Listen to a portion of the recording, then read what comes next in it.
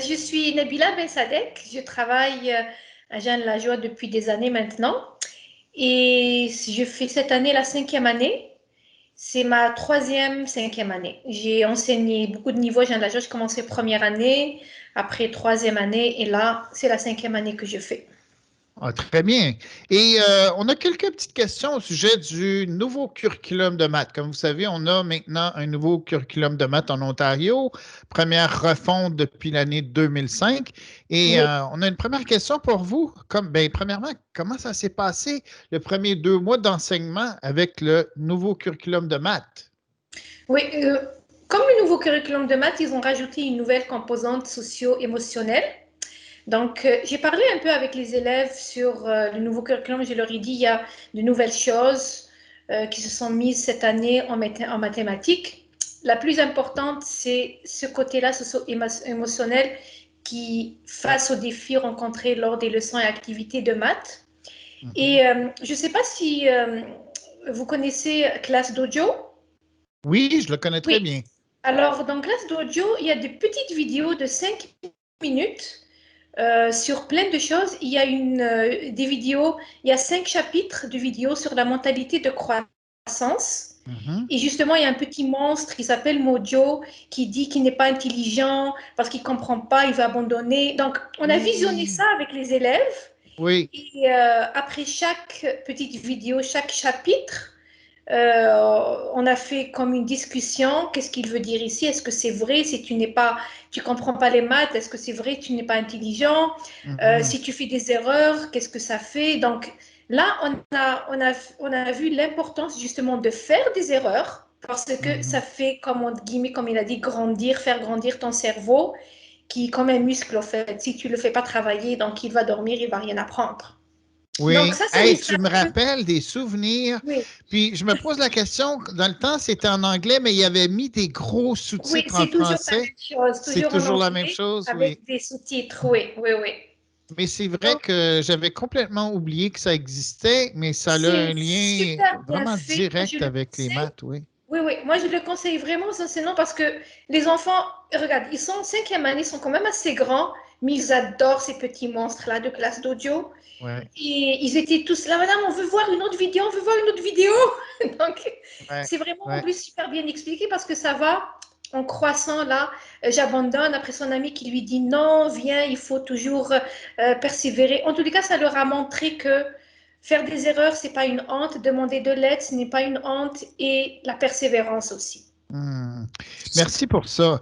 Et bien sûr, il y a les nouvelles attentes de maths, puis vous venez d'en citer une finalement, qui est Oui. le côté socio-affectif.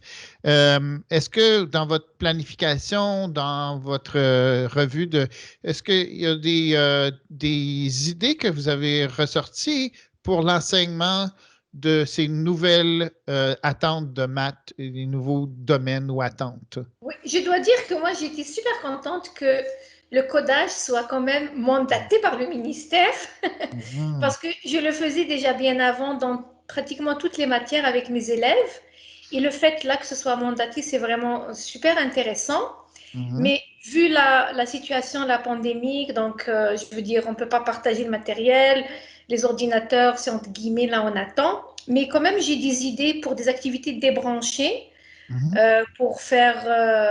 pour leur expliquer c'est quoi la pensée computationnelle. Ça veut dire qu'il faut réfléchir en séquence, si, alors et tout. Et Mhm. là, on peut faire, je veux dire, on peut imprimer des blocs là des blocs de programmation, leur donner un petit problème à faire, ils pourront le faire. De toute façon, même avant cette situation, j'avais fait cette activité l'année passée avec mes élèves. Je les ai jumelés avec des premières années. Et Mhm. c'était comme ça qu'ils ont mis au parfum des premières années à la programmation avec des feuilles programmées sur des feuilles. C'était vraiment super intéressant. Mhm. Alors, un peu Et comme des cartes qui mettaient voilà, au bon endroit finalement pour décrire un exactement. parcours ou des choses du genre. Exactement, oui. Hmm. Et on essaye toujours de faire comme une petite histoire. Par exemple, les trois petits cochons avec le loup. Donc, comment il va faire le loup? Il va d'abord aller à la première maison, après la deuxième, la troisième. Donc, ils font comme ça des petits chemins, des petits parcours. Et là, ça leur donne que s'il ne va pas à droite, il ne peut pas la monter. Donc, vraiment, ils réfléchissent à tout ça. C'est vraiment intéressant. Ouais. Mais Donc, merci. Donc, est-ce que vous avez des ressources que vous utilisez ou que vous pourriez utiliser ou que vous avez en tête pour l'enseignement du nouveau curriculum?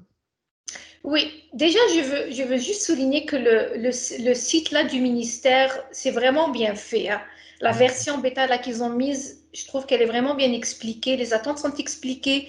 Les contenus d'apprentissage aussi sont expliqués avec des exemples.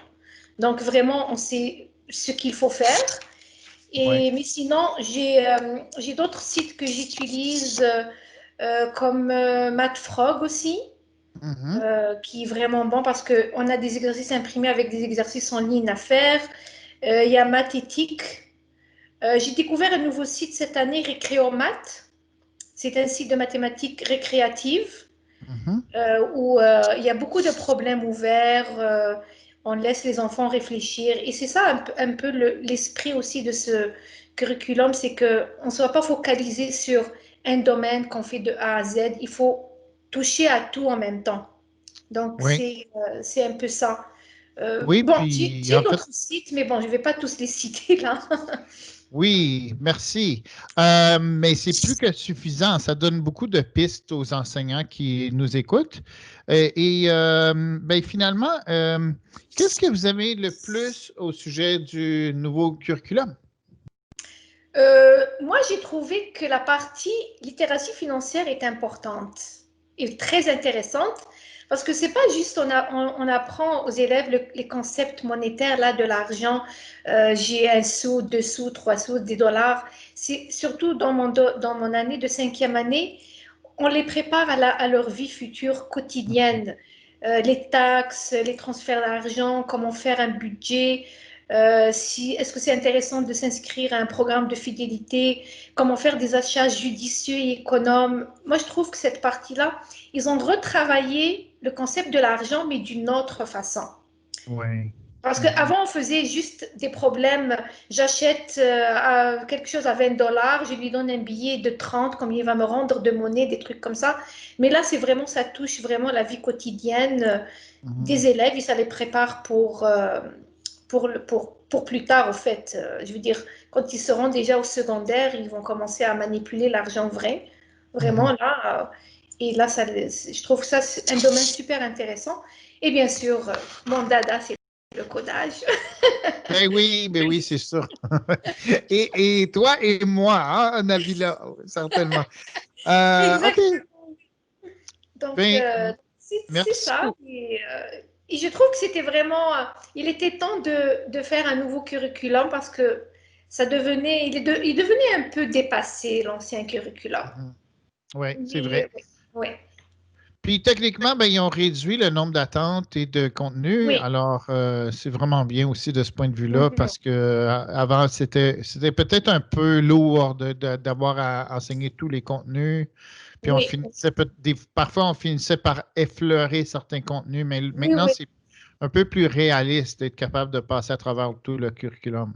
Oui, et moi je me rappelle quand j'étais en troisième année, surtout qu'il y avait les tests de l'OQRE, c'était vraiment un marathon pour finir tout le curriculum parce que les questions tombaient sur tout le curriculum dans les tests de l'OQRE. C'était serré, très serré, oui, parce que il y Ouais. avait beaucoup de choses à voir, oui. Mhm. Bon, ben très bien. Alors, on a fait notre 13 minutes.